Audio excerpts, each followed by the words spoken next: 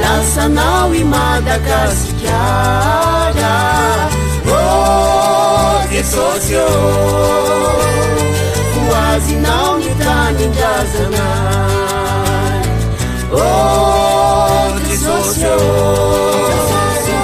lassanao i Madagasikara.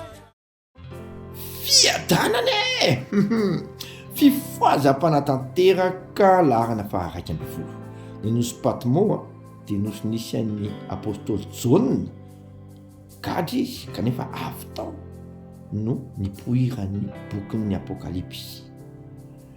Ny nosy Robin dia nosy nisy an'ny Nelson Mandela hoe gadry izy ohatrany hoe nosy tsisy dikany mihitsy zany avy tao nefany no niavian'ny toetra tsara indrindra malaza natonga azy ho filoham-pirenena ary natonga ny nosy Robin ho lasa patrimoine mondial.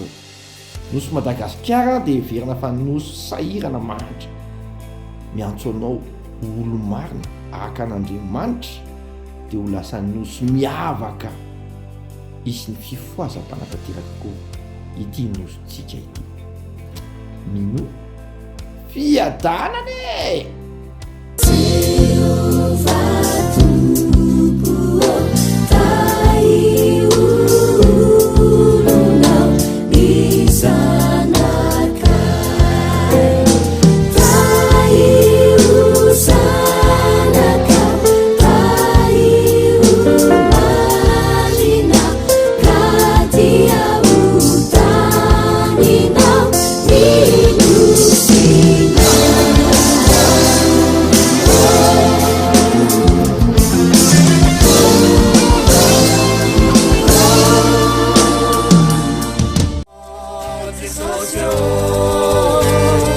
Lassanao i Madagasikara, oh Jesús yo,